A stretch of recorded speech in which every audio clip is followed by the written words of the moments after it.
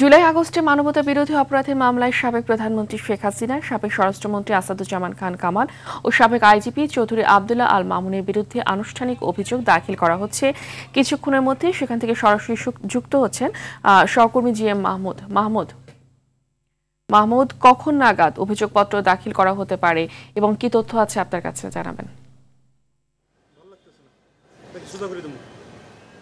ফাহমিদা, এই কিছুক্ষণ আগেই আসলে সাবেক প্রধানমন্ত্রী শেখ হাসিনার বিরুদ্ধে যে অভিযোগপত্রটি আনুষ্ঠানিকভাবে সেটি দাখিল করা হয়েছে।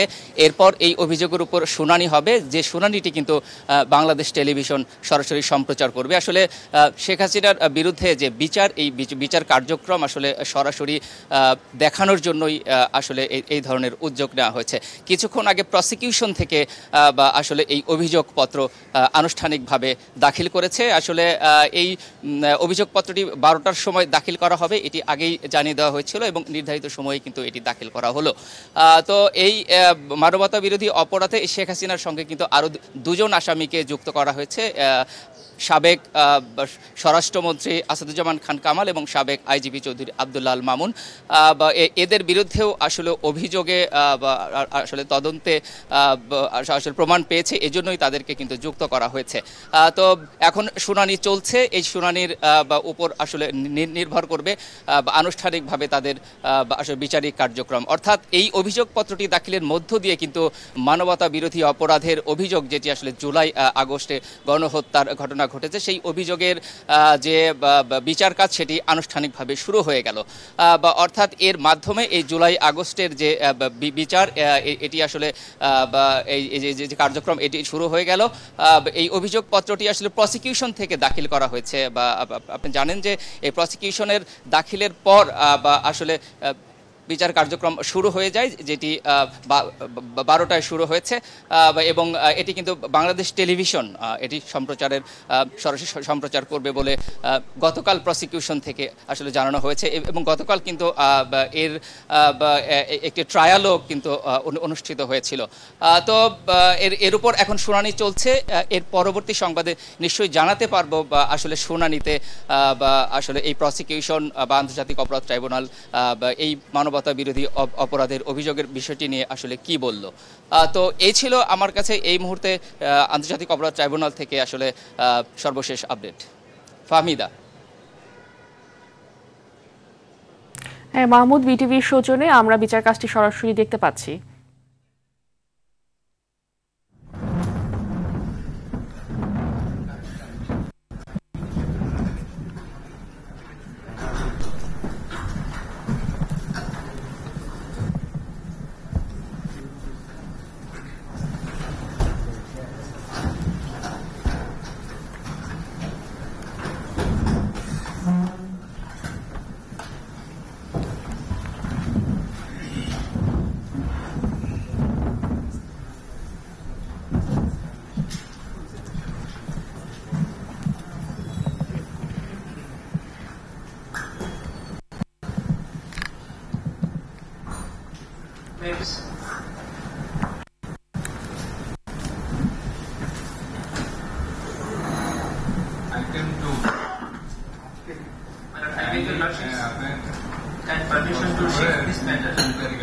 সেটাই বলছিলাম, আমরা নিজেরাও আলোচনা করেছি আজকে 1 নম্বরের শুরুতে। শুধু আমাদের একটা প্রার্থনা থাকবে, রিপোর্টের কপিটা একজনের কিন্তু দেখার সুযোগও হয়েছে, একটা কপি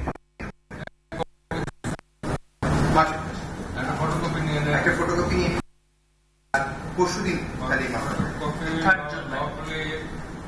তাহলে জানি না, you will have a copy. Much great. Much great.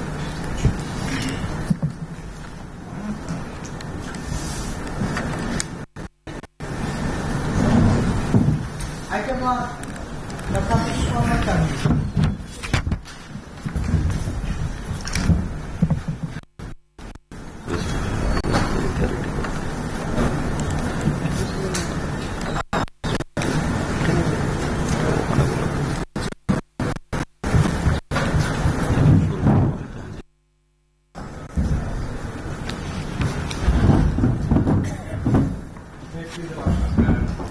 Well, at the very outset, I beg your very kind permission. Like broadcast,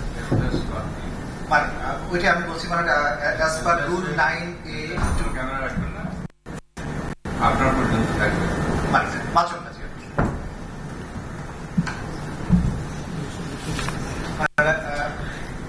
I beg permission to start. Yes, everything has been structured. So everything is in order.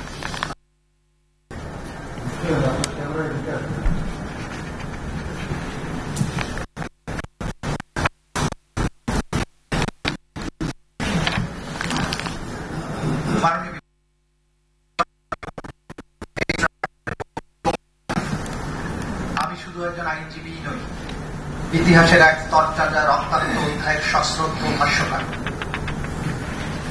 2024 সালের জুলাই আগস্টের নারকীয় বিভৎসতা বাংলাদেশ এবং বিশ্ব বিবেককে স্তব্ধ করে দিয়েছিল।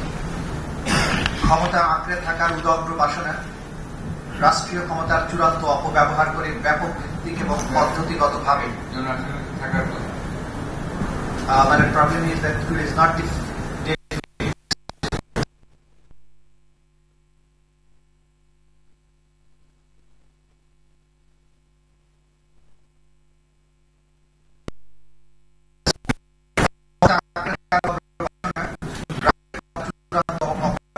ব্যাপক ভিত্তিক এবং পদ্ধতিগতভাবে মাধ্যমে সংগঠিত নিষ্ঠুর হত্যাযজ্ঞ ও সহিংসতা পরিণত করেছিল 56,000 বর্গমাইল।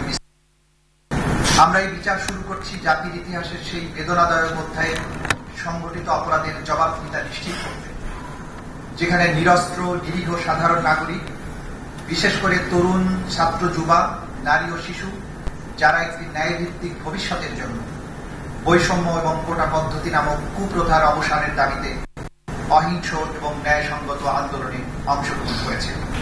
24-এর এই আন্দোলন বৈষম্য বিরোধী ও সরকারের সাথে ভিন্নমত পোষণকারী অসংখ্য নিরীহ, নিরস্ত্র ও সাধারণ মানুষ এই মামলার অভিযুক্ত আসামিগণ কর্তৃক নির্বিচার হত্যাকাণ্ড ও ভয়াবহ সহিংসতার শিকার। আসামিদের নির্দেশে তাদের নেতৃত্ব এবং নিয়ন্ত্রণে থাকা রাষ্ট্রীয় বাহিনী এবং রাজনৈতিক দল ও অঙ্গ সংগঠনের সদস্যদের দ্বারা সংগঠিত হয় হত্যা, অঙ্গহানি, গ্রেফতার, নির্যাতন, গুম ও চিকিৎসা প্রদানে বাধা, মৃত এবং ভিন্ন মানবতা বিরোধী অপরাধ। মাননীয় আদালত, 2024 সালের জুলাই বিপ্লব, যা মনসুন রেভলিউশন বা বর্ষা বিপ্লব নামে পরিচিত, সংগঠিত হয়েছিল 1.5 দশক ধরে চলমান